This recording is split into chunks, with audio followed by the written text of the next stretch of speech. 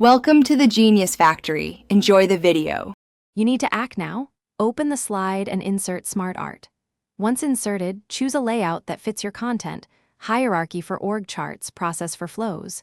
Click each placeholder and paste or type your concise labels. Keep lines short so shapes resize properly. Make sure to use the text pane for bulk pasting. It maps lines to shapes automatically. If text overflows, shorten wording or switch to a wider layout immediately to avoid manual resizing later. Once your text is mapped, open the text pane to reorder items and add or delete shapes.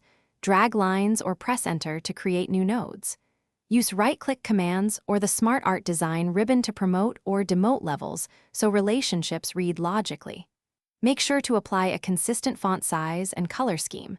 Adjust shape spacing with layout options for legibility.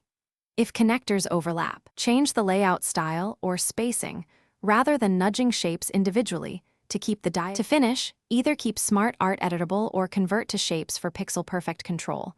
Right-click and choose Convert to Shapes, then ungroup as needed.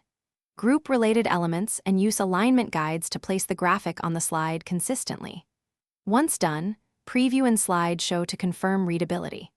If the layout breaks or text mismaps, revert by reapplying a layout or paste your text into a new Smartart instance. That fixes corrupt mappings without rebuilding from scratch. Thanks for watching. If you found this helpful, don't forget to like and subscribe.